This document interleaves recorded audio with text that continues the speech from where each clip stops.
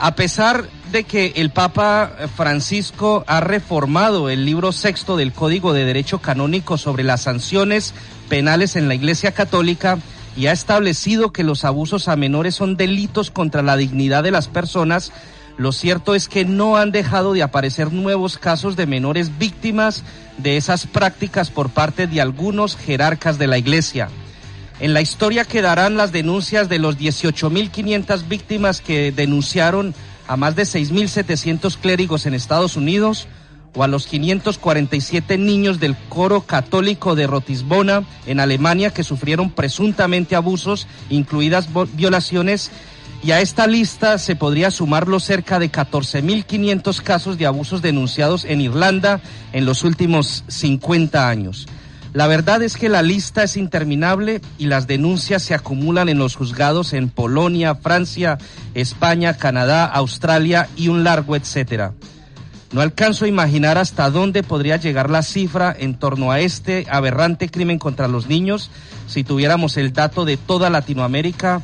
Durante décadas, el párroco de cada pueblo era algo más que una institución donde los padres, o bien por desconocimiento o bien por obligación, enviaban a sus hijos a servir como monaguillos o participar en actividades de las iglesias del pueblo. ¿Cuántos niños y cuántas niñas habrán preferido callar por miedo a contar la verdad? Este es el tema de hoy, así que vamos a saludar a nuestra mesa de trabajo, un equipo especial que tenemos en el día de hoy. Empezamos con Sandra Rincón en Santiago de Chile. Sandra, ¿qué tal estás? Muy buenas tardes en Chile. Muy buenas tardes para ti, Dawis, y para toda nuestra mesa de trabajo. Igualmente para nuestra audiencia en Inglaterra, el Reino Unido, como también en América Latina. En efecto, el Comité de Protección de los Derechos de los Niños de las Naciones Unidas dio a conocer un informe realizado en los últimos 6 años en el que critica fuertemente el comportamiento del Vaticano por adoptar políticas y prácticas que llevaron a la continuación de abusos a menores y a la impunidad de los responsables, y por no tomar las medidas necesarias para atender estos casos y proteger de antemano a los niños. Este informe acusa al Vaticano de violar sistemáticamente la convención que protege los derechos de los niños en el mundo. Una gran parte se centra en la falta de control por parte de la Iglesia para detener los abusos y el no enjuiciamiento de las personas acusadas de abuso sexual. Muy bien, volvemos a Londres. Ulises Maldonado, historiador y periodista. ¿Qué tal? Muy buenas noches aquí en Londres. Buenas noches a todos nuestros seguidores aquí en KM440. Bueno, este tema de el abuso de los menores de edad no es un asunto nuevo o reciente. En la antigua Grecia, los soldados, especialmente los del estado de Esparta, llevaban niños menores de 12 años para ejercer estas prácticas después de agotadoras, entre comillas, batallas. Y en Roma, también antes de que entrara el cristianismo, era común, era típico encontrar este tipo de conductas de abuso en niños que quedaban abandonados. Muy bien, volvemos a Santiago de Chile. Profesor de la Universidad de Chile, profesor de filosofía, Juan Pastén, buenas tardes en Chile. Hola, Dawis, ¿cómo estás? Buenas tardes de acá para todos. Sí, como siempre, un tema muy interesante y patético, diría yo. Al respecto, el concepto pedofilia, como muchos de los términos que usamos en la lengua española, proviene del antiguo griego. Pedo viene del griego paidos, pais, que significa niño, infante, su primera edad. Y filia es la atracción en este caso física hacia los niños más pequeños. Y la aberración del término, incluso llevado a su extremo, es la pederastía, que es la consumación del abuso sexual hacia niños y niñas. Es un tema interesante que, como todos los martes, Dawid. Así es, Juan, y nos vamos a Colombia. Edison Montoya, quien es conferencista y un experto en todos estos temas. Edison, un saludo cordial allí en Colombia. Una excelente tarde aquí en Colombia y una bella noche para el Reino Unido, todos nuestros oyentes, para nuestra mesa de trabajo. Base sólida. Hoy tenemos un tema sólido y tiene un objetivo propio.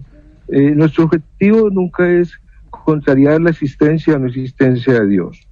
Lo que queremos ver es que a través de las instituciones del mundo quizás no tenemos una práctica espiritual, y no tenemos una práctica espiritual porque no hemos podido madurar como sociedad los componentes instintivos o madurar el instinto que tiene que ver con las fuentes básicas del ser hombre, que es la sexualidad y la composición de la ira, la guerra, la muerte. Cuando la muerte y la sexualidad no son compuestos dentro de una expresión espiritual, nuestra sociedad siempre va a caer en prácticas como lo vamos a ver hoy, que a través de la historia el Vaticano como institución permitió no generar una práctica espiritual sobre la condición humana, sino que permitieron precisamente toda una desviación sexual, pedófila, homosexual, donde todas las prácticas más aberrantes, como lo vamos a tratar de ver, nos permiten entender que hay un camino espiritual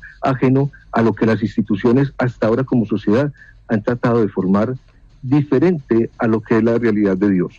Y quiero hacer esta diferencia porque nuestro criterio es un punto para establecer esa realidad entre el amor, la belleza, la conciencia y la espiritualidad, y no jamás permitir que haya una contrariedad, una eliminación de una existencia de Dios, porque nos basamos quizás en entender que las instituciones que proclaman esa espiritualidad no están ajenas a la corrupción del mundo.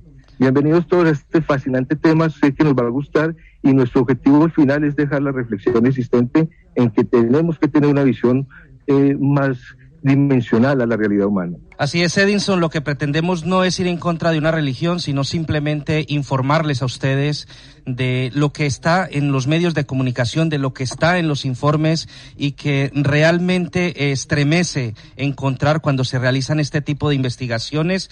Así que, Edinson, si me permite, quiero preguntarle inicialmente a usted, ¿por qué ha costado tanto que la Iglesia Católica tomara esas medidas en contra de esta práctica al interior de la institución, si sabemos desde hace tanto tiempo de su existencia?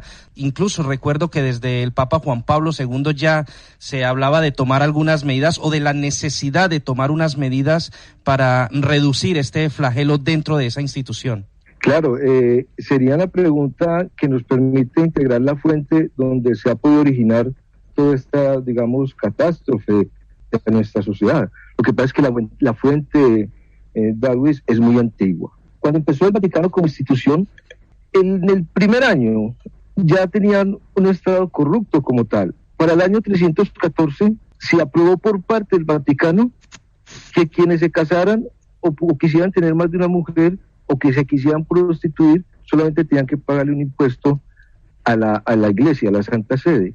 Y de allí en adelante empezamos a ver que dentro de nuestra investigación pudimos encontrar 26 papas que tomaban el papado y lo que pedían era que se casaran con sus sobrinos de 12 años, con las sobrinas que obviamente eran niñas, y que para poderlo hacer determinaban que como las niñas aún no estaban en un estado de reproducción o no estaban en casamiento, pues podían ejercer la labor de satisfacer al Papa. Y vienen 46 papas, o sea, 46 papados enunciados en una pedofilia, una prostitución constante, que cuando se expandió con tanta fuerza, no se pudo acallar porque sería un colapso a toda la fe cristiana que se tenía en los años 50 y 60, y ya cuando cumplió 2 en los años 70, se empezó a prohibir estas prácticas, y empezaron ahí en contra de los sacerdotes para poder que no se diera a conocer a través del Papa Juan Pablo II, se acallaron las voces a través de dinero.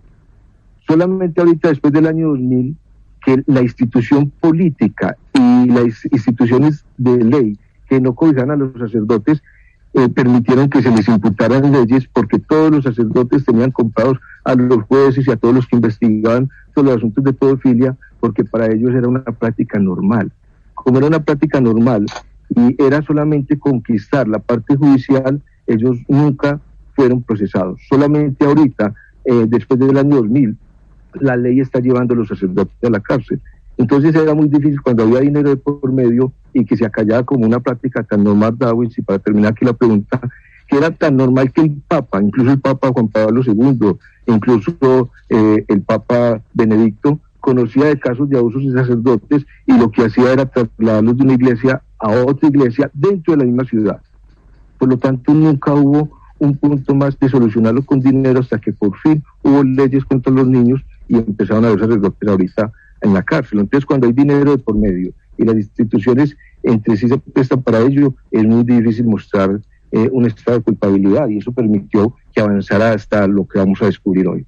A pesar de que en la antigüedad, como lo referencié al comienzo, en Roma y en la antigua Grecia, se dio este aspecto con la llegada del cristianismo, prácticamente se pidió, y como religión oficial del Imperio Romano, se castigaba con unas medidas legislativas un poco blandas, pero existían ese tipo de medidas para castigar los abusos sexuales a menores. Lo que pasa es que, como siempre, las leyes no, o lamentablemente, no se cumplen.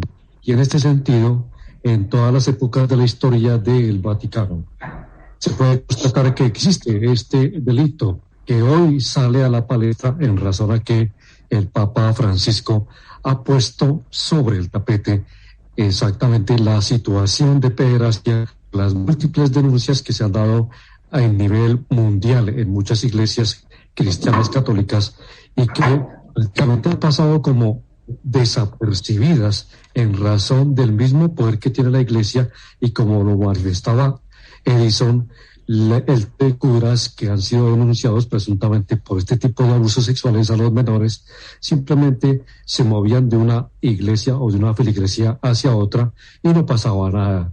¿Por qué siempre ha imperado este tipo de prácticas al interior del Vaticano desde muchos siglos atrás? Y han sido siempre ocultadas. Parece que la justicia como que no ha colaborado, digamos, en aplicar, digamos, los correctivos en este caso. Se ocultan muchas cosas, por lo menos aquí en Santiago de Chile y en Chile, pues se habla, digamos, de muchos sacerdotes, digámoslo así, que han caído en esto, digamos, de violación a menores. Hay un informe sobre 17 sacerdotes, diocesanos y 7 religiosos, más un diácono que recibieron sentencias desde el ámbito civil. Y aquí en Chile, pues fue muy reconocido el caso del cura Fernando Caradima, que recientemente falleció. Pero mi pregunta se basa es ¿por qué esto se sigue ocultando? ¿Por qué se continúa con este tipo de prácticas? Sandra, esa pregunta tiene diversas dimensionalidades. Vamos a basarnos en la que siempre hemos traído inicialmente, y es que nosotros no podemos dejar de reconocer que hay una existencia que es ajena a nuestros sentidos, y hay unas fuerzas que se integran dentro de una dimensionalidad de luz y otras que se integran o desintegran la dimensionalidad de luz en un caos. Dentro de ese caos nos dicen grandes libros como la Biblia y otros libros antiguos o textos antiguos que la formación humana viene a entrar directamente a ese caos porque se desorienta espiritualmente la práctica sexual, y toda práctica sexual que no sea espiritualizada va a tener una misma programación instintiva, y esa programación instintiva siempre va a ser hacia la pedofilia, hacia la homosexualidad y hacia la prostitución. Esas condiciones hacen entonces que tomen fuerza como práctica aún más en instituciones que el mismo pueblo, la misma comunidad ha endiosado con un estado de divinidad, en la cual lo podemos ver en cualquier parte, cualquier ciudad del mundo donde haya el papado, donde haya cualquier sacerdote, ellos son percibidos como una máxima autoridad, y bajo esa máxima autoridad se anularía que puedan tener, digamos, algún pecado encima. Y eso fue un lenguaje simbólico que ellos no tenían mancha alguna cuando estaban interiorizados de una práctica que, como les digo, corresponde a no tener espiritualidad. Eso nos va a entender, Sandra, que quizás el Vaticano, y como tú muy bien y excelentemente lo recalcaste al final del último programa de las Arcas del Vaticano, que incluso muchos amigos que han escuchado el podcast me dicen, cuando Sandra terminó la conclusión de lo que es el Vaticano, es exactamente ello. Nunca ha existido una práctica de educación espiritual por parte del Vaticano. Por lo tanto, la pedofilia y todos estos desórdenes sexuales que han sido desde la historia misma de la creación del Vaticano están inmersos dentro de su propio inconsciente, porque no hay una práctica espiritual. Y esa razón de tener poder político y generar un poder eclesiástico ha hecho que ellos no tengan ley. Pero termino con la razón por la que no tienen ley. En el programa pasado decíamos que el Vaticano financió con grandes arcas financieras, grandes vínculos con Estados Unidos para atacar el comunismo. Los países como Argentina, México, Colombia, Estados Unidos, donde tuvieron esos vínculos, fueron llevados sacerdotes que en sus prácticas fueron pedófilos, pero como habían de por medio poderes políticos y gubernamentales con el Vaticano, ellos pudieron ser salvaguardos para siempre, no poder tener que convencer o que tener que ir ante la ley. Y de esa manera se han resguardado, han sido siempre protegidos por la misma ley del mundo, por la misma ley de las instituciones con las que han hecho articulaciones de negocio, porque ese es el Vaticano como está. Abraham Maslow, que es tal vez uno de los grandes psicólogos de los últimos 20, 30, 40 años, con su creación de la famosa psicología Gestalt. Bueno, él propone que dentro de la satisfacción de las necesidades básicas del ser humano, de todo ser humano, está la satisfacción del sexo, de la sexualidad, así como el comer, el beber o el dormir o el respirar. Esto trasladado al campo de la Iglesia Católica y de una de las leyes, digámoslo así, que se limita o se dirige hacia los curas, hacia los sacerdotes, que es el celibato. ¿En qué medida esta institucionalidad que impuso, digamos, la Iglesia a los curas, a los sacerdotes, a los obispos, de no la práctica de la sexualidad, como la consideraba Maslow, una necesidad natural de todo ser humano, esa imposición, digamos, teórica tal vez o pública, pero que la práctica significó que sean muchos, no todos obviamente, pero en gran cantidad de estos personajes cayeron en desviaciones sexuales? ¿En qué medida tú piensas eso, que esta imposición del celibato ha repercutido o ha tenido repercusiones negativas para todo esto, esta diversidad histórica y en la realidad actual se ve de manifestaciones sexuales desviadas, por decirlo de alguna manera? Aquí tendríamos que tener dos canales importantes bajo el cual debemos contemplar una respuesta, digamos, correcta. La primera, como dice Marlon, claro, hay unas necesidades básicas, y si las entonamos desde una categoría biológica, la sexualidad es el impulso más básico en el cual se expresa una formación cultural.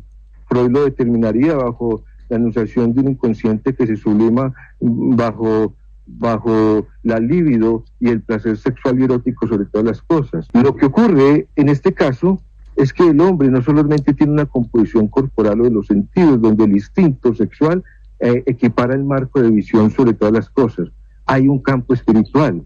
Y ocurre en la práctica que no creo que los sacerdotes o el Vaticano jamás tomó, y es que antes de la anunciación cristiana existía una práctica que era la contemplación o la meditación del espíritu sobre el cuerpo, y eso implicaría que usted fuese a dominar todo el lenguaje corporal, entre ellos el punto de más fuerza que es el instinto sexual, para contemplar con la mente ese estado espiritual del ser.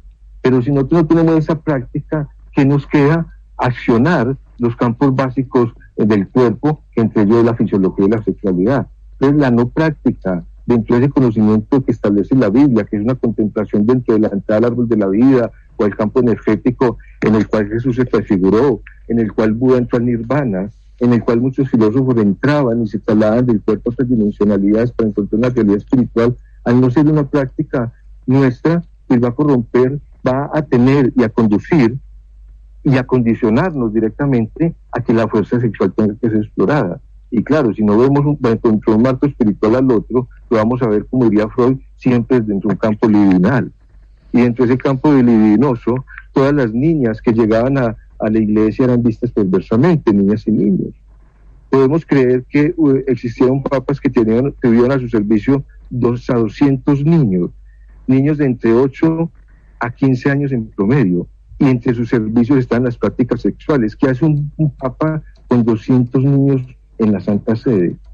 Eso es una práctica no espiritual, y termino respondiendo a que no se ha podido generar a través del Vaticano ese dominio sexual espiritual que incluso en muchas partes del Oriente es llamada la corriente del Kundalini, que es la capacidad de usted no generar dentro de la eyaculación o la práctica sexual una contemplación a la realidad de la mente. Eso no es una práctica nuestra en Occidente y es la razón por la cual esa fuerza sexual tan instintiva no puede ser, como lo diría Maslow, una faceta dentro de un principio básico a satisfacer si estamos dentro de una institucionalidad de campo espiritual, que es una visión ajena a la fuerza del cuerpo. Bueno, aquí también se puede referenciar un asunto que me parece bastante importante.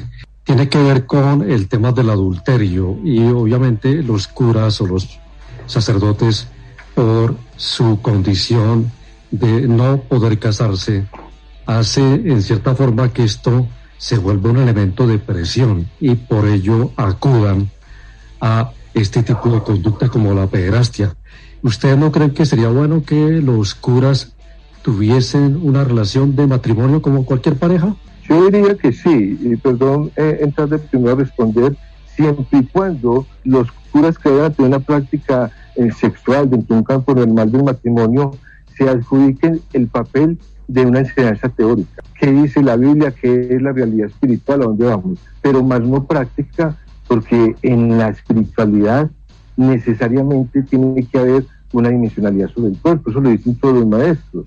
Entonces, si vamos a aprobar dentro de ese estado de conciencia que haya una práctica sexual, estaríamos de acuerdo como los docentes que enseñan teóricamente las condiciones filosóficas, en este caso del cristianismo. Ya tenemos las 8 de la noche con 27 minutos en el Reino Unido, 4 de la tarde con 27 minutos aquí en Santiago de Chile. Estamos a través de KM 440 Radio, la radio en primera línea. Vamos a una pausa comercial y ya regresamos nuevamente con este tema de interés.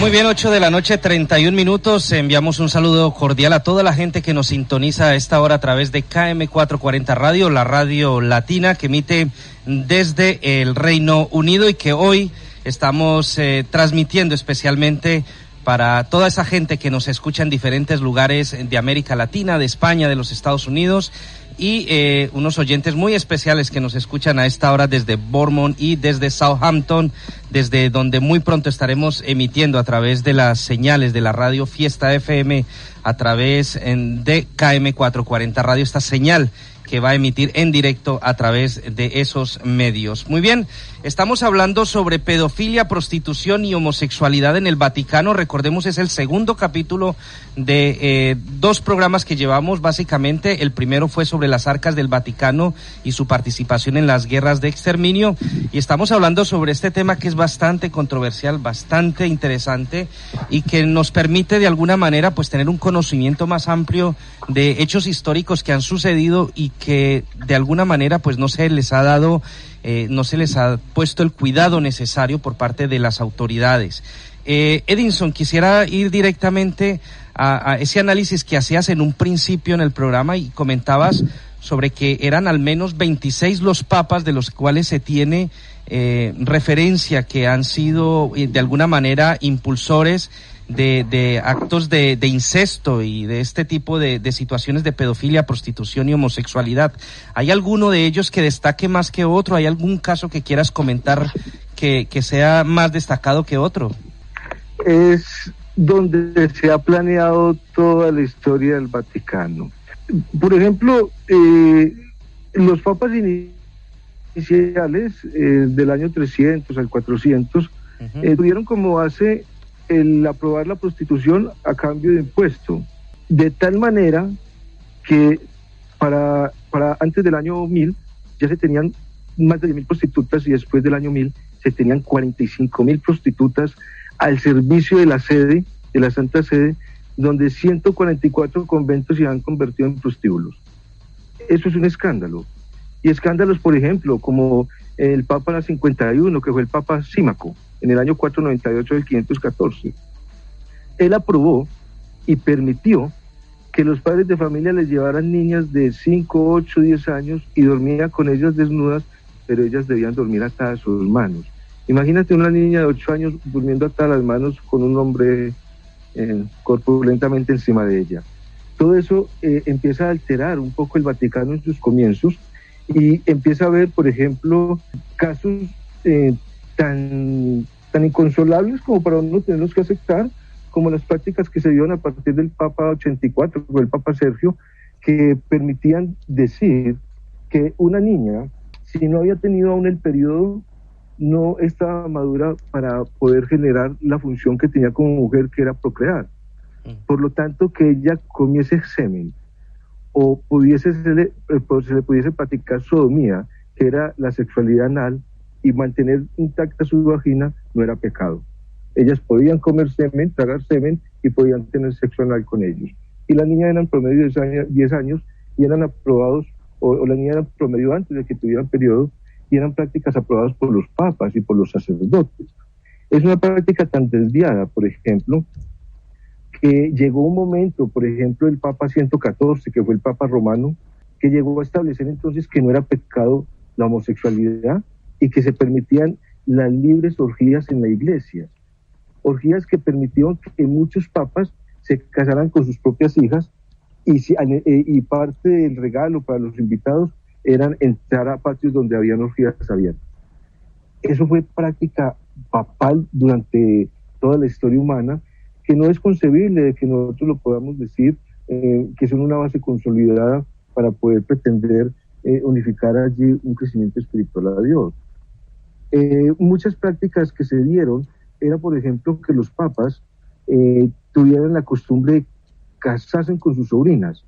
Cuando ellas empezaron a menstruar, después de los 14, 13 años, las hacían concubinas y podían tener hasta 5 o 6 concubinas, todas sobrinas. Eso es un peligro entonces que un tío fuera papa en esa época.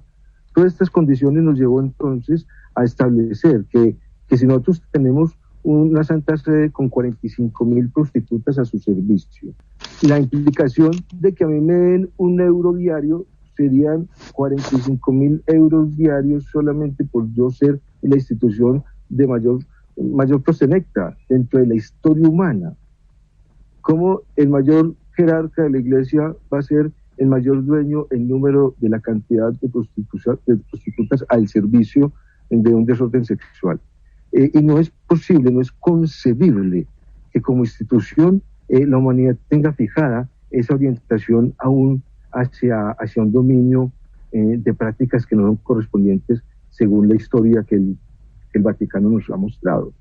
Entonces, en estas consolidaciones, por ejemplo, terminamos con papas como Urbano VI, ya en el año 1300, donde el informe que él conoció es que existían niñas vírgenes que eran asesinadas por los mismos sacerdotes después de tener relaciones sexuales, o las asesinaban a aquellas que se negaban a tenerlas. Y en promedio se generaron hurtos de niñas de 10 a 14 años porque se creó un grupo de sacerdotes especializados que se dedicaban a robarse ese tipo de doncellas al servicio de la misma Santa Sede. Son condiciones casi espeluznantes, porque encontramos que en la misma época de Urbano VI, ya 1300, casi 1400, que se aprobaron las guerras, se aprobaron las cruzadas, también se aprobó que se pudiese tener sexo con niñas y después matarlas como servicio sexual hacia la guerra. La necesidad de poder satisfacer la guerra permitiría que se podían violar niñas y después matarlas. Fueron prácticas aprobadas por los papas. Y en ese sentido, llegamos, por ejemplo, David. Edison, estas personas nunca fueron castigadas, nunca había una ley, digamos, para estos casos que está usted narrando en estos momentos. ¿Sabes que no? Digamos, de la horca, la quema de cuerpo. ¿Sabes que no? La única historia que se vino a conocer fue ya para el año 1000, con el rey de Francia, el rey VI en Francia, donde el Papa prácticamente era un pirata. Era el Papa que fue conocido como el que raptaba a las niñas y las vendía. En esa condición, las niñas empezaron a desaparecer y el rey de Francia exigió que culminara en su papado, y fue el único castigo que se conoció. De hecho, Sandra, el único castigo que se ha conocido sobre estas prácticas sexuales hacia los niños es ahorita, después del año 2000, que están llevando a sacerdotes a la cárcel. Después de 2000 años, se está haciendo casi justicia por los niños. No es justo, y termino con este ejemplo, con el caso más aberrante para mí, que es el caso de los castrastes. ¿Cómo vamos a poder establecer que la iglesia pudiese aprobar que se castraran los niños? Muchos en ellos se les hacía un corte hasta del pene para poder que después de los 6 u 8 años su voz permaneciera tan delicada e hicieran parte de los coros de la iglesia. Y como era tan fascinante sus cánticos, por años llegaron a ver esas prácticas de vender niños y llegar hasta vender 4.000 niños castrados a diferentes iglesias para poder tener un coro de esa manera. Y la felicidad de los padres era porque los mismos sacerdotes le decían que iban a servir a Dios. Nunca fueron castigados, Sandra, y eso me duele en el corazón, porque yo no busco una justicia en contra de un mal con otro mal, sino haber restablecido el conocimiento de lo que está ocurriendo. Eso nunca sucedió. Retomando un poco la última intervención de Edison con el tema de la castración, es decir, los coros celestiales que fomentaban los papas en las iglesias y que estaban exactamente como lo describe Edison cuando se castraba al chico para que conservara su voz casi que infantil o muy aguda para que hiciera en cierta forma el tono femenino, porque recordemos que en los coros infantiles de las iglesias en su momento no se permitía el acceso de niñas, entonces tocaba buscar voces agudas y para ello era que se realizaba este ejercicio de la castración en los chicos para sostener esta voz y por ello se le empleaba y se abusaba de ellos en ese sentido. El otro elemento que quiero tocar es el tema de el derecho de la primera noche, como lo hacía el señor feudal con la boda de sus súbditos, el derecho de pernada. En este sentido también la iglesia permitió que muchos sacerdotes ejercieran este ejercicio, valga la redundancia, y ellos también utilizaron ese famoso derecho de pernada en la época feudal para abusar de mujeres que se iban a casar, pero que la primera noche tenía que ser para el sacerdote o para el señor feudal. Esto como un elemento también del abuso que se dio en la Edad Media en ese sentido con muchos pueblos y muchas ciudades y aldeas en donde los curas, además de ser curas y administrar la iglesia, eran los que administraban la tierra, eran el señor feudal. Sí, un poco, bueno, recogiendo lo que dices, desvalorización, por llamarla de un modo sutil, que ha tenido históricamente la iglesia, diría que la iglesia en general, las iglesias cristianas, entre comillas, de la mujer, desde su origen, como le decía, ha tenido esta subestimación restringiendo a la mujer a roles más bien cotidianos o secundarios, como la mantención y el cuidado del hogar y los niños y paseo de los niños.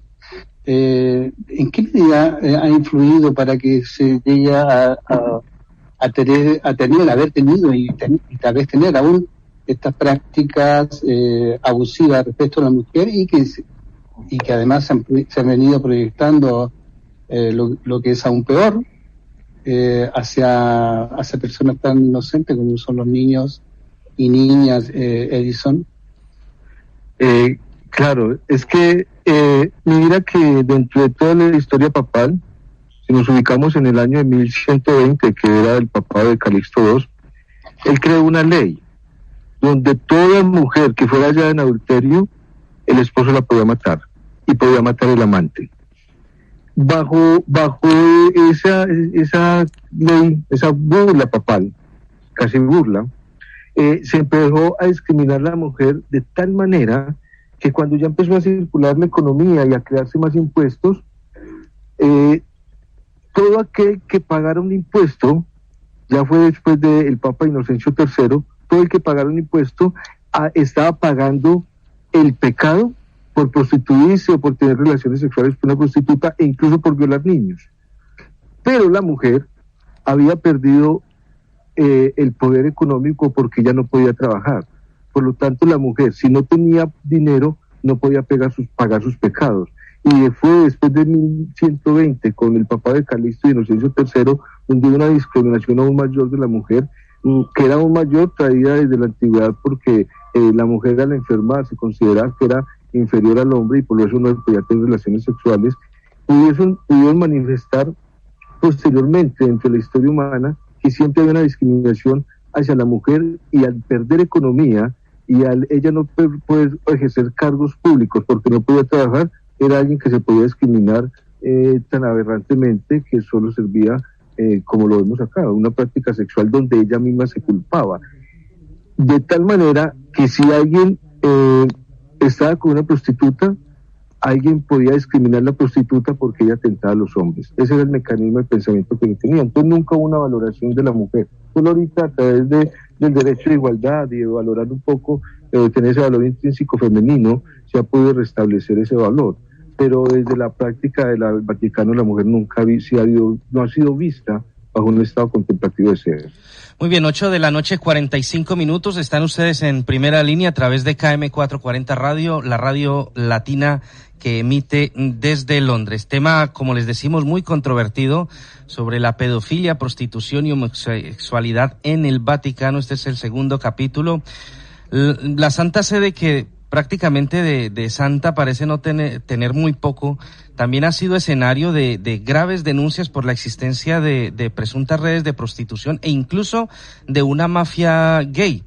Hace unos años saltaba a las primeras páginas de los periódicos la noticia del expárroco Patricio Poggi, quien había denunciado ante la policía italiana que un excarabinero del Vaticano reclutaba jóvenes en la estación de trenes del centro de Termini y que luego las entregaba a los sacerdotes y altos miembros de la jerarquía católica. Todo esto como parte de una presunta red de prostitución y homosexualidad que tan solo unos días después sería el mismo expárroco Poggio quien terminaría acusado tanto de abuso sexual a menores y además fulminado de la institución. Así que algunas de esas voces, Edinson, que han intentado de alguna manera sacar a relucir estos casos, sí, porque hemos hablado mucho de eso precisamente, de la impunidad que ha existido en torno a este tema dentro de la institución, pero es que hemos visto que muchas veces aquellas personas que al menos lo han intentado sacar a relieve, pues han terminado siendo víctimas de esas mismas organizaciones que básicamente lo que hacen es culparles a ellos de los hechos y entonces tergiversar de alguna manera esas declaraciones. Totalmente. Siempre el Vaticano, y aprovecho este espacio de paréntesis para alabar siempre mucho la labor que hace ahora el Papa Francisco, porque es determinante a este hecho catastrófico que oscurece la historia del Vaticano. Es alguien que se ha atrevido a generar a la luz y corre peligro en su propia sede, porque todos estos aspectos de crear prostíbulos y de crear grupos prostitutos generaron mucha economía. La guerra, después de que empieza la Inquisición, todo el acto de guerra después de las cruzadas, gran parte del botín que veíamos nosotros hace 8 días de las arcas de las iglesias, son constituidas por el gran dinero que ejerció la prostitución, que era un dinero y un impuesto que crean a las prostitutas. Es que solo imaginemos que tienes 45,000 prostitutas al servicio de una institución. ¿Quién iba a callar cuando el dulce que melaba la economía tendría que ser cortado? Si vamos a no tener prácticas pedófilas y homosexuales, tendríamos que tener un vínculo espiritual, pero no ajeno al comercio. Y ningún papa pudo desvincular esta práctica comercial, tanto que llegaron a crear el Banco del Vaticano, como lo veíamos, pero el dinero es producto de las guerras y la prostitución. En ese sentido, la fuerza que toma el Vaticano hace que alguien que vaya a oscurecer la verdad, de decir, Hay un banco que se llama Ambrosía, que es el banco en el cual el Vaticano lava sus dineros, los sacaban a la muerte, y todos los papas, y mucha muerte en el Vaticano se dio por aquellos que querían dar a conocer la luz. Y se dice en prácticas, en muchas confesiones de Benedicto, que los grandes problemas que él tuvo que venir a adjudicar es que en el Vaticano hay dos corrientes divididas. Una corriente que está dispuesta a seguir la práctica, como lo diría el Papa Francisco, sobre la práctica de Jesús, y otra corriente que es ajena a esa vinculación, una corriente que sigue teniendo prácticas económicas y prácticas realmente abusivas. Termino diciendo que es tanto el dinero del Vaticano y eran tantos sus pecados que lo que hizo el Papa Juan Pablo II fue sacar la chequera para poder solucionar más de 4.500 casos que se abrieron, y para poder no dar a publicar estas informaciones, los millones de euros que se sacaron para poder establecer el silencio de todas las familias es bastante. Entonces siempre ha habido una chequera, y si no hay chequera hay muerte. Es una práctica en el Vaticano que se quiera dar a conocer la luz. Bueno, yo quiero de pronto entrar con una pregunta, y es si se conoce usted no solamente de la Iglesia Cristiana Católica y el Papa Juan con este tema de la pedofilia, ¿qué podemos decir frente a otras religiones? Por ejemplo, sabemos que el Islam, por su mismo corte en la religión, es un poco extremo en esto, y no sé si dentro del Islam haya también imanes o líderes del Islam que sean pedófilos. Eso es una pregunta de pronto que podría yo colocar contra los palos a Edinson para que me la responda. No sé, ¿usted qué piensa?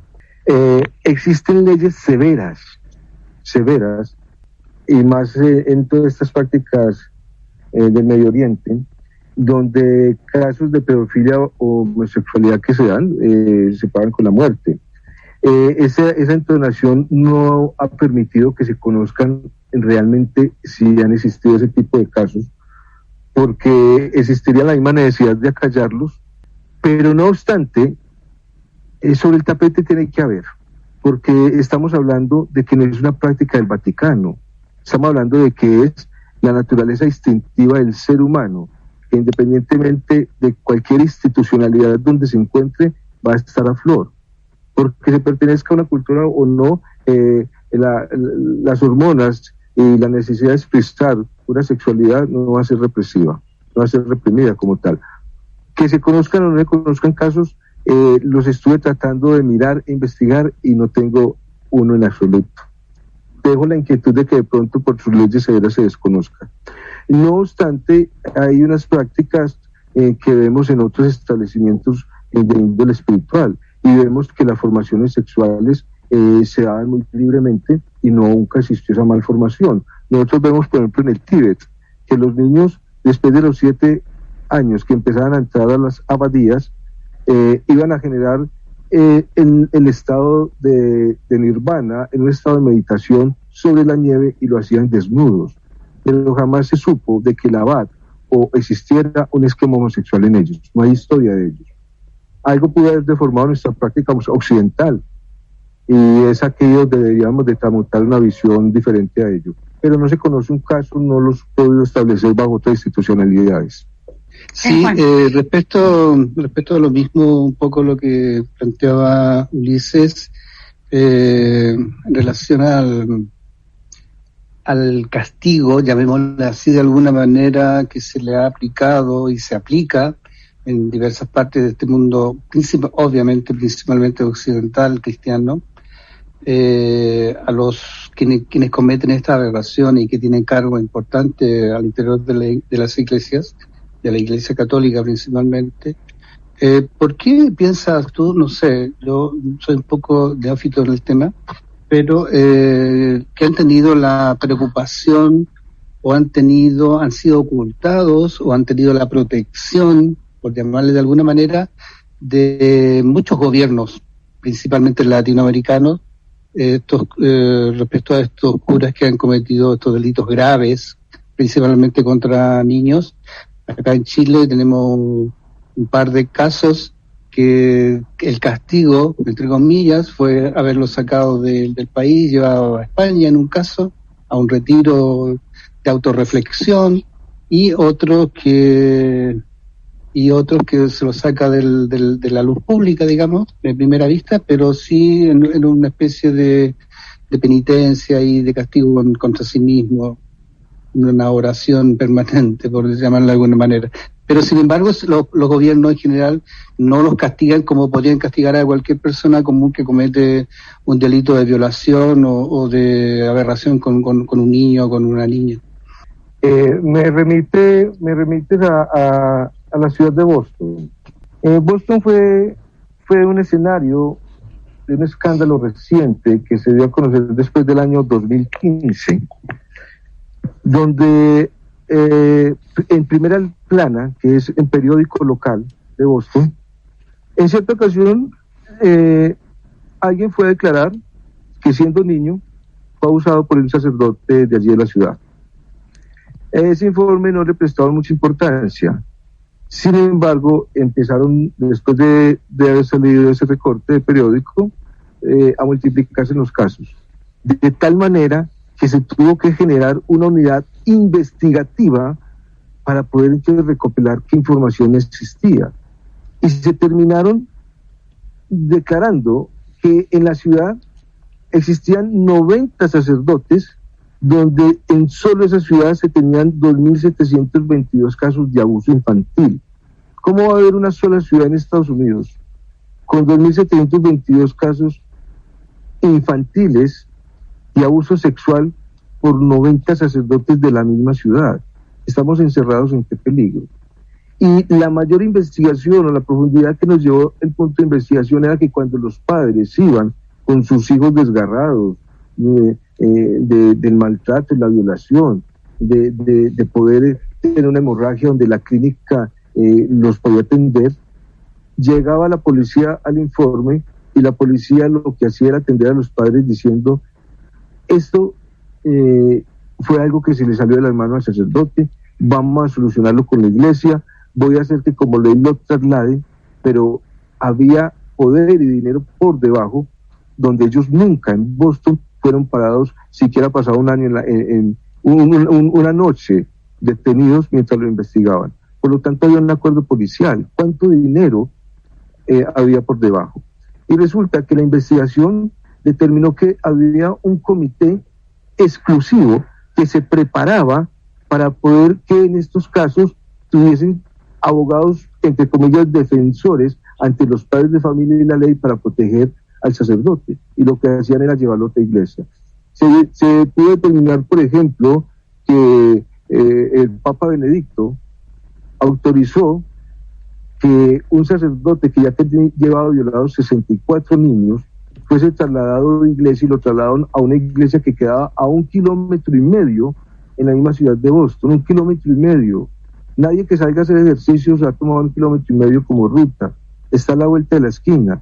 Y pasó de violar 64 niños a violar más de 80 niños en la nueva iglesia, porque la iglesia era cómplice, la ley, la policía bajo estos casos. Entonces era muy difícil, y nos lo da como ejemplo para poder responder que jamás, cuando hay unas institucionalidades que tapan la verdad, puede existir o puede haber alguien que pueda generar un punto de culpabilidad.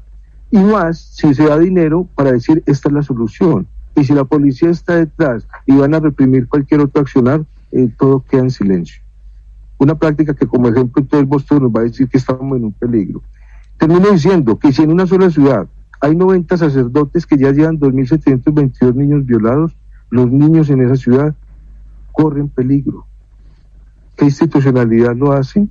Es increíble que ha sido el Vaticano.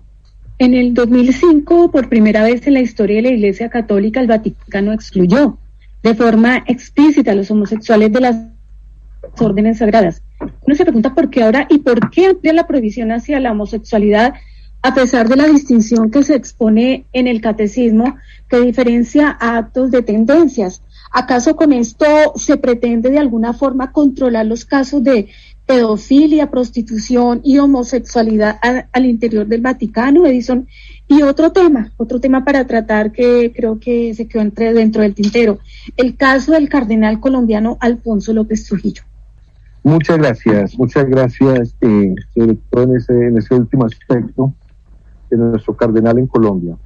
Consideramos que en respuesta psicológica, nosotros siempre nos vamos a defender aceptando el deseo y aceptándolo como una práctica. Eso terminó haciendo la aprobación de la homosexualidad y de permitir incluso que muchos sacerdotes tuviesen pareja entre sí, incluso entre el mismo clérigo y la misma iglesia.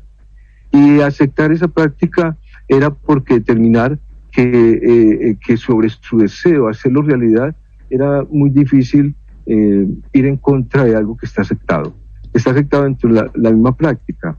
Por lo tanto, no salir, digamos, de ese esquema de comportamiento o de práctica sexual, sino al ser aceptada, todos el Vaticano, todos los clérigos, ahorita en la posmodernidad, aceptan la homosexualidad como práctica. ¿No ve que el amor une todas las cosas? Ese es el aspecto filosófico y plano con que lo están viendo. Para mí es una constitución errada, tendría bases en ello. Hay un caso, y que Sandra apunta muy bien a ello, en nuestro queridísimo país, en Colombia. La mayor autoridad dentro de nuestro clero fue el monseñor Alfonso López Trujillo. Era la mano derecha en el Vaticano de Benedicto, y era que representaba cualquier orden en la iglesia a nivel de Colombia.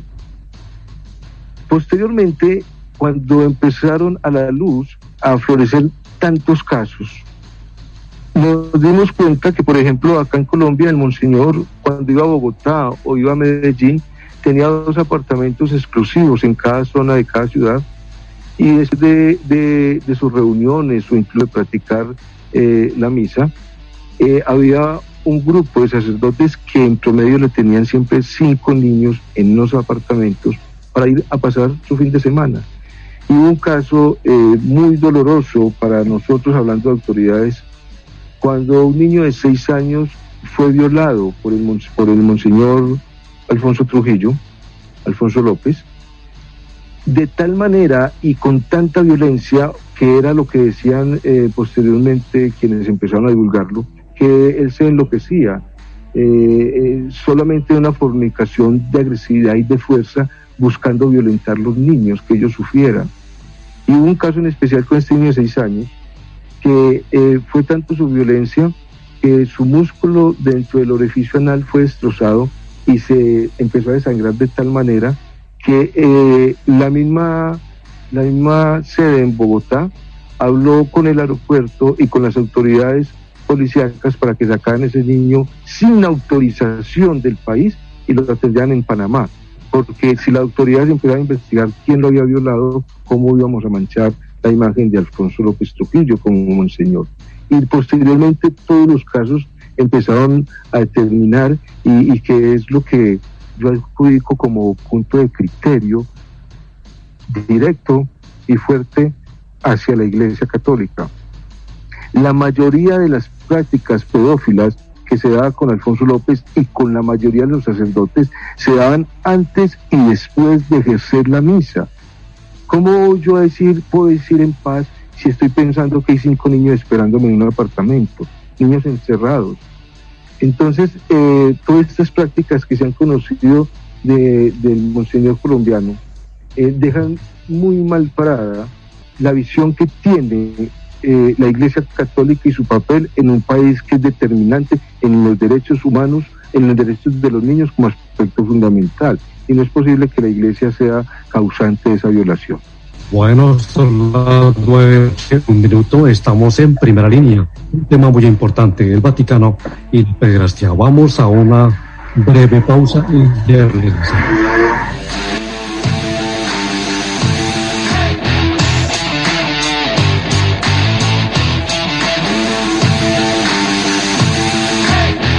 Muy bien, 9:03 p.m, seguimos en primera línea a través de KM440 Radio, la radio latina que emite desde el Reino Unido. El Vaticano no solamente han habido casos de pedofilia, prostitución y homosexualidad, también tenemos constancia perfectamente, o hay constancia documental, Edinson, en relación al uso de mujeres y niños en rituales satánicos. ¿Puedes contarnos algo al respecto? Claro, es una práctica que se ha también determinado porque existen documentos que han podido establecer que existen prácticas satánicas en iglesias y hay sacerdotes que tienen prácticas satánicas. Y el fin último en las prácticas satánicas está establecida siempre al ritual de sangre, y el ritual de sangre sobre la muerte. ¿Quiénes practican ritual de sangre en la muerte de los niños? Mucho la santería. En cierta ocasión que estaba en México, por los lados de Sinaloa, hay una práctica muy de brujería, muy de santería baja, y allí se practica comprar niños para rituales. Y esos mismos rituales tan bajos a nivel de brujería son documentados a través de ciertos sacerdotes que lo tienen como práctica, y lo que buscan es, al hacer el ritual de sangre, entregarle el corazón al oscuro, ¿cómo lo podemos llamar? Satanás, como ellos lo crean, a esa fuerza oscura, para que les dé esa vida a ese ser y les fortalezca. Esa es la creencia que se tiene, y tienen prácticas al poder entonces sacar el hígado de la mujer, poderse depurar, porque como el hígado es el organismo que puede eliminar las toxinas, todo lo desagradable, y la mujer tiene cierta contaminación, al poder tomar su hígado, el hígado está descontaminando todo lo que hace. Es una práctica casi de locura, pero sí está documentado que existen magia negra y rituales satánicos dentro de los mismos curas. Voy a entrar también en un tema un poco más investigativo y un poco más profundo, Edison.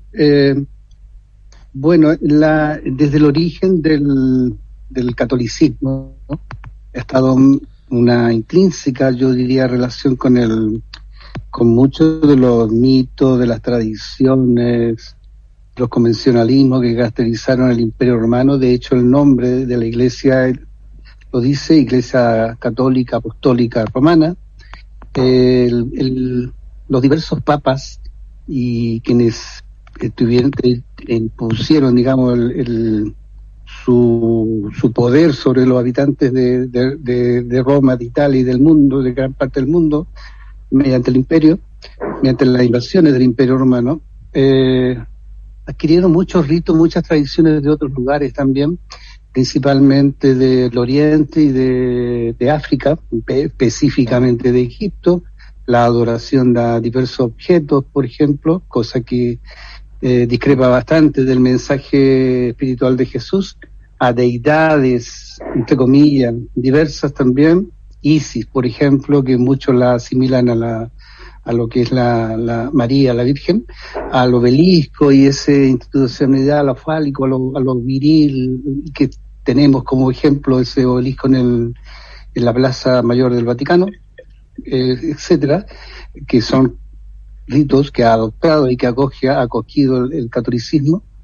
Bueno, en alguna medida esta relación que no se ha perdido con el imperio, y demás, dentro de la teología cristiana hay una rama que se llama la escatología, que trata acerca del fin de los tiempos, nos dicen mayores cosas respecto a esto, a descifrar muchas de estas profecías.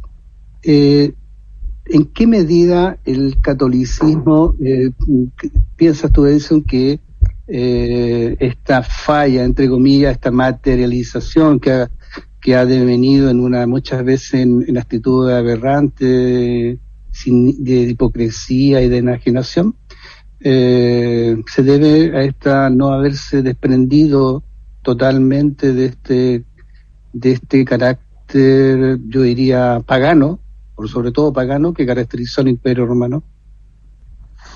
Voy a responder extendiéndome un poco más hacia la práctica romana.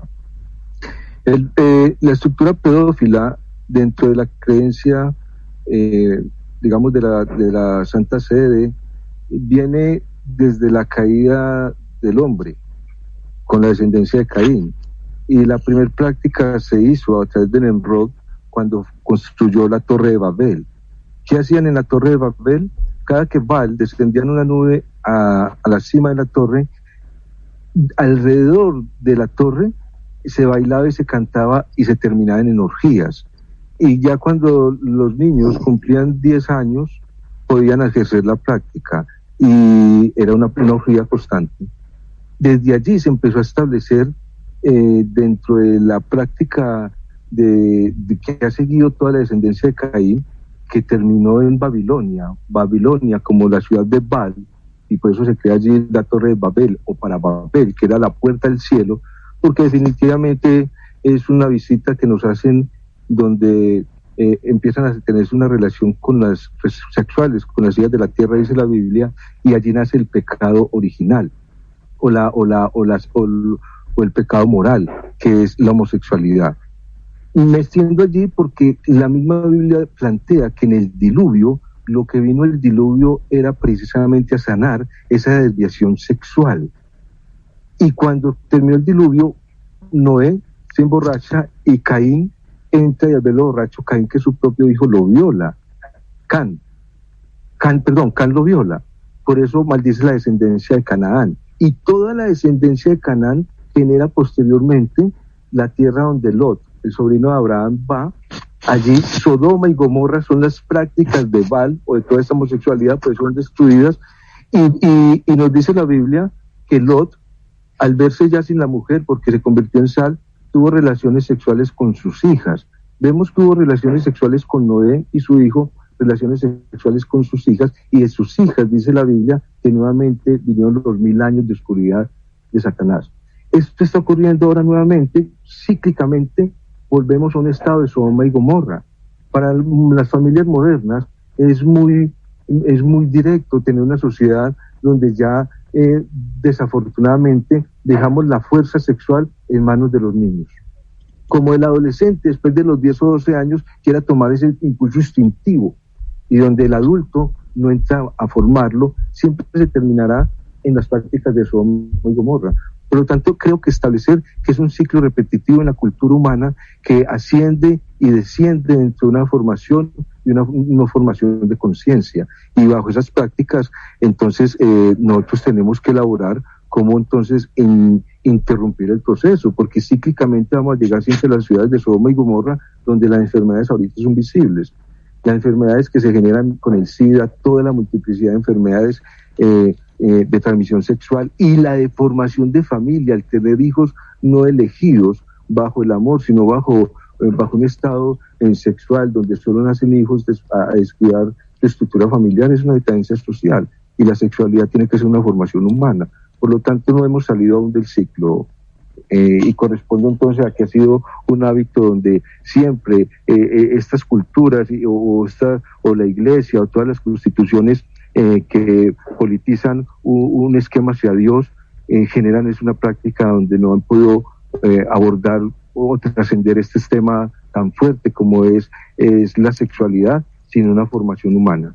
Quiero hacer una intervención en cierta forma desde el tema mismo de la Inquisición, llamada Inquisición en el siglo XII, siglo XIII, siglo XIV, pero tal parece que hoy también estamos retomando otro tipo de Inquisición, y es exactamente los medios de comunicación, que en cierta forma también, tal vez por intereses y también por de la misma iglesia, han dejado a un lado este tema. No es muy común que los medios de comunicación lo toquen, y por eso se podría plantear una especie de inquisición moderna en ese sentido, porque a pesar de que el Papa Francisco ha promovido la idea de denunciar y castigar desde el Vaticano este fenómeno de la pederastia, no ha tenido mucho eco en los medios, tampoco mucho respaldo de las otras iglesias o de la misma iglesia del Vaticano, entendía las iglesias del resto del mundo que están asociadas al Vaticano. ¿Cómo explicar eso en una sociedad que anda preocupada exactamente por ese fenómeno, en donde los niños están siendo violentados, pero la sociedad simplemente se queda en la escasa que muda denuncia. ¿Ustedes qué piensan, colegas? Lo hemos culturizado en otros esquemas a través de esa inquisición que usted mismo establece. Es muy difícil no poder trascender y salir de este conjunto de variables, de no saber manejar adecuadamente una fuerza sexual y más hacia los niños, cuando la cultura ha permitido a través de esquemas anticulturales como el reggaetón, como una cultura de discoteca o de bar, acomodada a que todos llevan bajo el marco perceptivo de un fin de semana conocer a alguien, salir con alguien o terminar teniendo sexo o ir allí a exponer su punto erótico como una práctica ya establecida culturalmente. Lo que creo es que nos tomó tanta fuerza que al culturalizarlo no tenemos freno. Yo soy del punto teórico de que estamos estructurando nuevamente una sociedad entre Sodoma y Gomorra, y Sodoma, que era está en estado de práctica anal como costumbre, y ese masoquismo propio de una relación sexual que nos lleva a enfermedades son síntomas de esta sociedad, y es muy difícil contenerlo ahora. La única manera o la única salida es la educación como formación, y no tenemos instituciones que formen el carácter humano. Por lo tanto, es algo que le va a tomar ventaja a la sociedad, y hablar de una libre sexualidad, donde la libertad de la sexualidad es vivirla sin un conducto establecido disciplinario, no nos va a traer buen punto social. Muy bien, 9 de la noche, 18 minutos. Estamos en primera línea a través de KM440 Radio. Hemos hablado todo el tiempo de Sodoma, y hay un libro que se llama El poder y escándalo en el Vaticano. Sodoma, el poder y escándalo en el Vaticano. Un libro que vendió más de 1 millón de ejemplares en todo el mundo y que expone de alguna manera esa decadencia en el corazón del Vaticano y de la actual Iglesia Católica. Es tal vez un trabajo muy brillante que está basado en muchos años de investigación rigurosa, que incluye entrevistas a los más altos cargos eclesiásticos.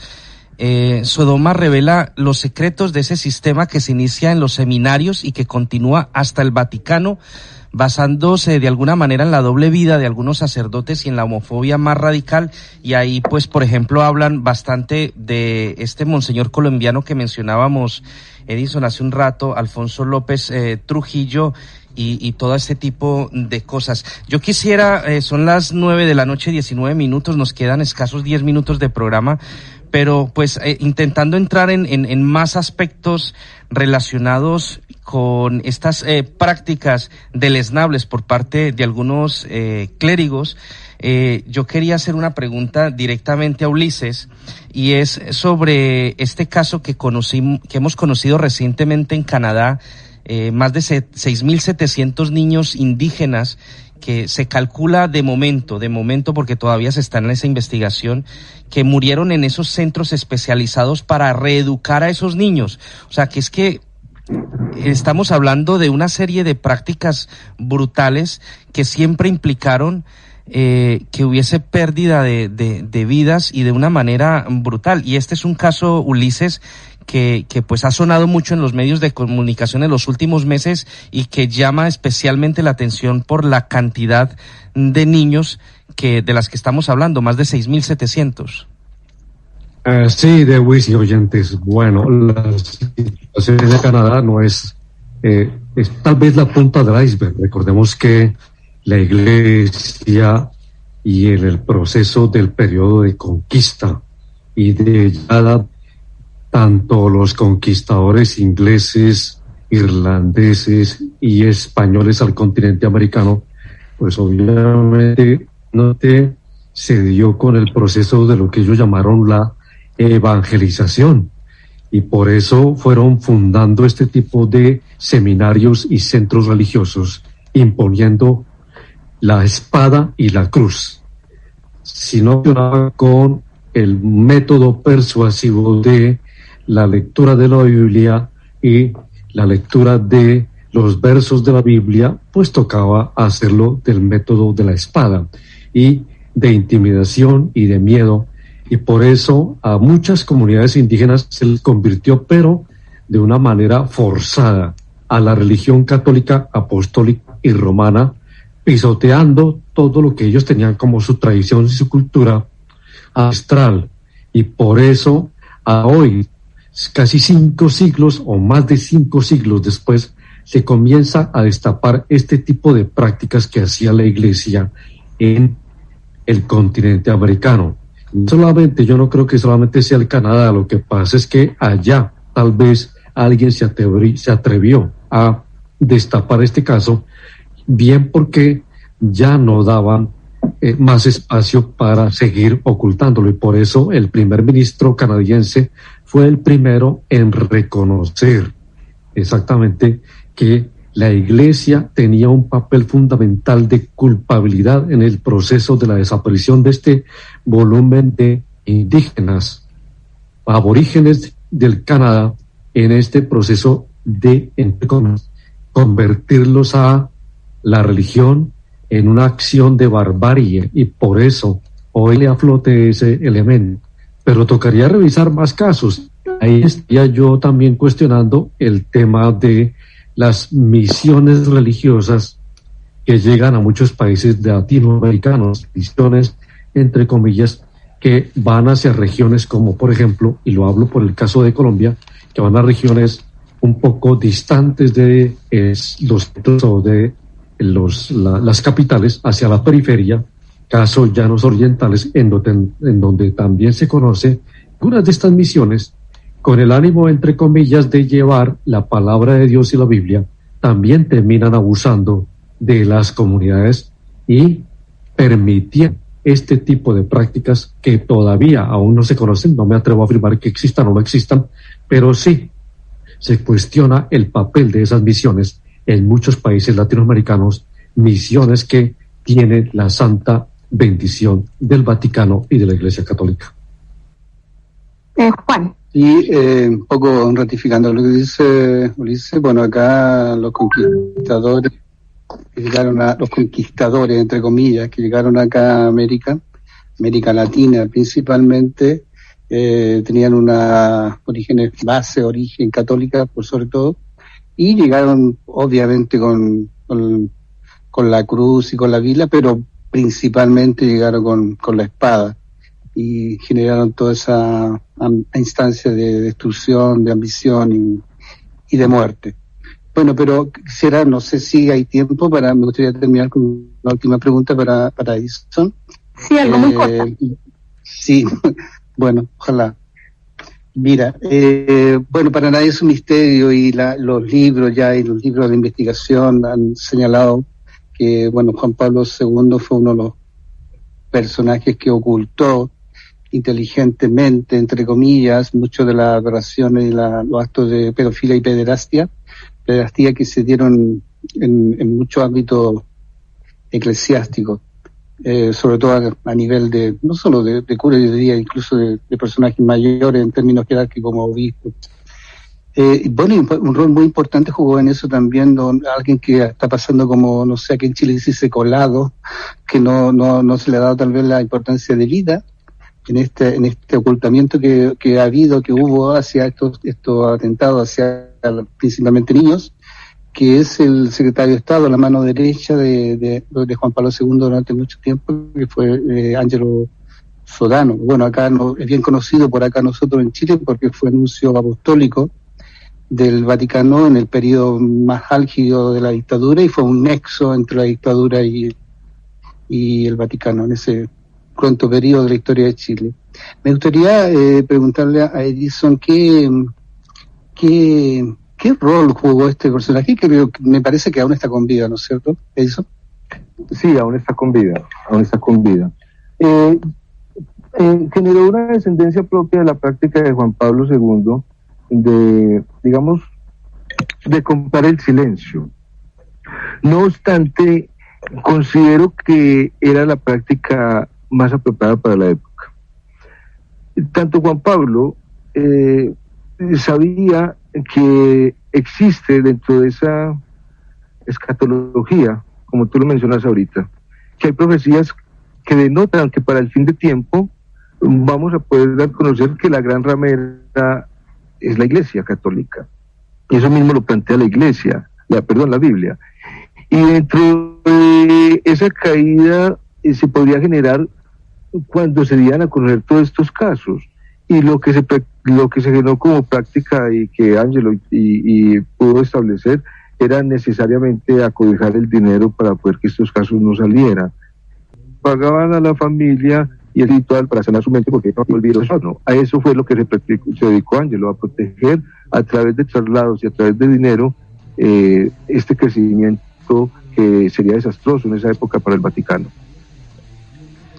Muy bien, 9:27 p.m, estamos a punto ya de llegar al final de En Primera Línea, de una edición más de nuestro programa, donde como cada martes analizamos un tema diferente y que pues estamos en este momento volviendo de esas vacaciones de agosto y que estamos manejando pues este tema tan interesante como es del Vaticano. Y bueno, pues yo quisiera ya para terminar invitarles a los miembros de la mesa que hagamos un último comentario, una última conclusión relativa a este tema, y me gustaría empezar por Sandra Rincón. Bueno, un tema bastante espinoso, que yo creo que eso hay que prácticamente tocarlo así como que se dice con pinzas. La doble moral en el Vaticano siempre seguirá imperando, y en pleno siglo XXI sigue continuando este tipo de prácticas, sobre todo prácticas aberrantes contra los menores de edad a nivel mundial. Profesor Juan Pastén. Sí, yo creo que es un tema muy importante, pero también es importante ir develando y descubriendo la realidad tal cual es. En cuanto a la religión en general y la manera práctica de expresar la religión, que es a través de las iglesias, muchas veces las iglesias tienden a apoderarse de Dios o de la idea de Dios o el concepto de Dios, y también de los valores que simbolizan la Dios y lo expresan como el amor, la fe y la sabiduría, y tal vez podamos entender realmente lo que quiso decir aquel filósofo cuando dijo que la religión a veces se convierte en el opio del pueblo. Muy bien, Ulises Maldonado. Bueno, yo creo que la Iglesia hoy en día ha tomado actitud un poco más abierta. Antes se hacía la idea del oído y la vista gorda, en este sentido, oído sordo, vista gorda, y prácticamente hacía a un lado todas estas denuncias de pederastia. Pero, en razón también de su desprestigio, creo que ha tomado el rumbo correcto para iniciar una propia purga a su interior y una propia corrección de sus, entre comillas, pecados, para tratar de recuperar fe en sus creyentes. Muy amables. Muy bien, Edison Montoya, creo que hemos abarcado prácticamente todos los temas que habíamos planteado, pero nos quedó por decir un poco acerca de cómo, por ejemplo, el caso de Boston fue significativo realmente para el cambio de alguna manera en la temática que venía llevando el Vaticano. Fue realmente importante porque el caso de Boston permitió que la ley cayese sobre el clérigo, que no fuesen cobijados con la Santa Sede y la creencia de que podía ser un error perdonado. Lo que permitió es, al dar a la luz pública todos estos casos aberrantes, es que se dejara que la ley propia cobijara a todos los humanos por igual. Desde ese momento se abrieron las investigaciones y se han llevado sacerdotes a la cárcel, y es gracias a esa unidad investigativa que le dio pie a todas estas denuncias, y hemos permitido hoy entonces que la ley pueda ser ejercida en contra de la Santa Sede. Pues Edison, próximo programa. Hoy hemos hablado en diferentes momentos durante el programa acerca de la Inquisición, pero el próximo programa nos vamos a centrar exclusivamente en ese punto. Claro, el próximo programa hacemos la invitación y agradezco a todos los oyentes, en especial a la mesa de trabajo, por todo este espectacular trabajo. Me encantó el tema de hoy. Para el próximo programa vamos a salir al aire con una investigación bastante profunda que tenemos elaborada sobre las prácticas y sobre el inicio de la Santa Inquisición. Muy bien, 9:31 a ustedes, gracias por siempre estar en sintonía de nuestro programa, por escuchar En Primera Línea. Hoy mismo lo tendremos en iVoox y en Spotify, disponible para las personas que lo quieran escuchar. Muchas gracias a ustedes, a toda la gente que nos escucha cada semana, y un abrazo cordial desde el Reino Unido para todo el mundo.